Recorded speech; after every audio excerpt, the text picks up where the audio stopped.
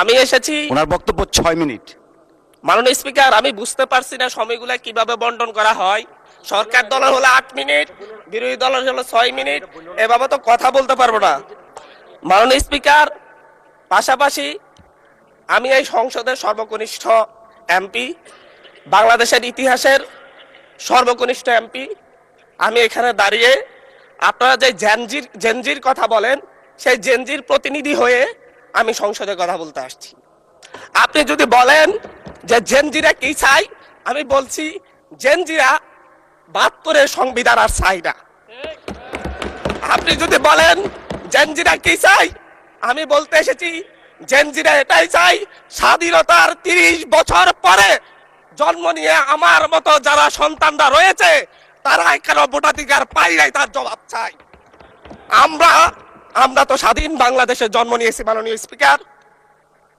আমাদের কি ভুল ছিল? আমরা তো নতুন মানচিত্র পেয়েছি, আমরা তো নতুন পতাকা পেয়েছি, আমরা নতুন সীমানা পেয়েছি। আমাদের পূর্বপুরুষরা 1971 সালে রক্ত দিয়ে আমাদের জন্য একটি নিরাপদ বাংলাদেশ গড়তে চেয়েছেন, কিন্তু আমরা কি সেই নিরাপদ বাংলাদেশ পেয়েছি? আমরা কি সেই নতুন বাংলাদেশ পেয়েছি? আমরা তো সেই নতুন বাংলাদেশ মাননীয় স্পিকার পাই নাই। 71-এ 30 লক্ষ মানুষ শহীদ হয়েছে, জীবন দিয়েছে, তাদের পরবর্তী সন্তানরা যেন নিরাপদ বাংলাদেশে ভোটাধিকার পায়, যেন রক্ষী বাহিনী না হয়, যেন ভোটাধিকার পায়, যেন আবার দুর্ভিক্ষ না হয়। কিন্তু আমরা কি দেখেছি?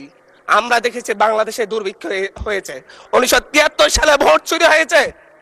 আমরা দেখেছি তার পরবর্তী সময়ে শহীদ প্রেসিডেন্ট জিয়াউর রহমান বাংলাদেশকে অর্থনৈতিকভাবে, রাজনৈতিকভাবে, গণতান্ত্রিকভাবে বাংলাদেশকে পুনরুদ্ধার করার জন্য উনি অটল ভূমিকা রেখেছেন। উনি আমার দ্বীপ হাতিয়াতে 3 বার গিয়েছেন।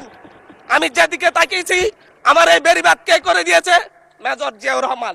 আমার এই খালকে খনন করে দিয়ে গেছে মেজর জিয়াউর রহমান। তারপরে এরশাদ এসেছে, বেগম জিয়া এসেছেন।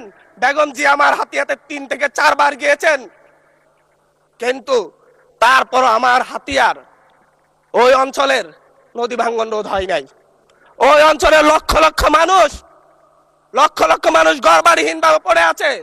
আমি এই ইলেকশনে ভোট ডাকাতি দেখেছি। আমার গাড়ি বহরে হামলা করা হয়েছে।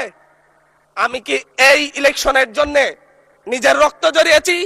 আমি আজকে স্বরাষ্ট্রমন্ত্রী আছেন, মাননীয় প্রধানমন্ত্রী আছেন, আমি এখানে প্রশ্ন করি, আমি কি রক্ত ঝরিয়েছি? আমরা রক্ত ঝরিয়েছি বলে আপনারা আজকে সংসদে প্রধানমন্ত্রী, স্বরাষ্ট্রমন্ত্রী হয়েছেন।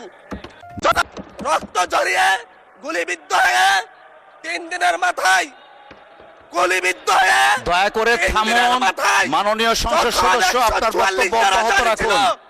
144 ধারার মধ্যে আবার নিজেই গুলিবিদ্ধ পা নিয়ে বের হয়ে গিয়ে সংবাদ সম্মেলন করে বলেছি আবার রাস্তায় নামুন, হাসিনা পতন হতে হবে। আমরা বলেছি নতুন বাংলাদেশ দিব। আমরা নতুন বাংলাদেশ আবার প্রতারণার রাজনীতি দেখতে চাই না, প্রবঞ্চনার রাজনীতি দেখতে চাই না। যেই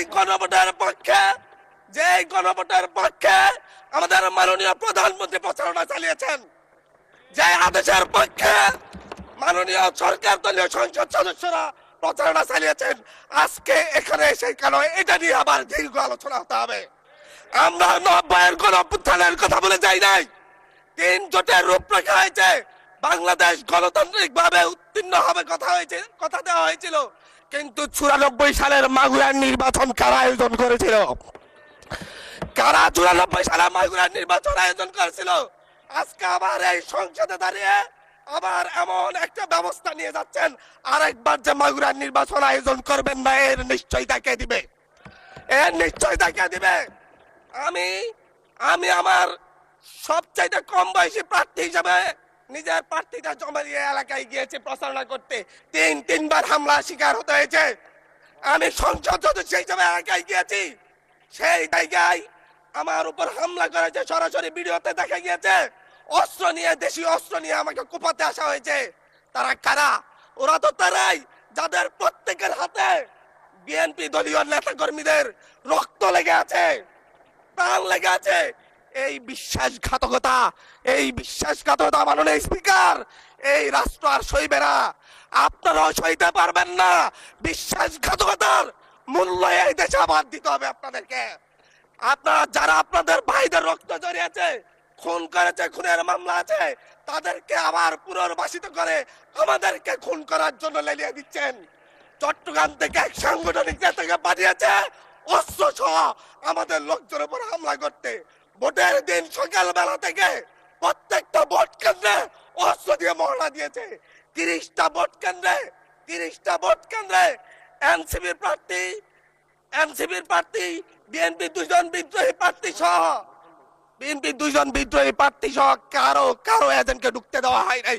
এটার জন্য কি আমরা আমাদের রক্ত জড়িয়েছি?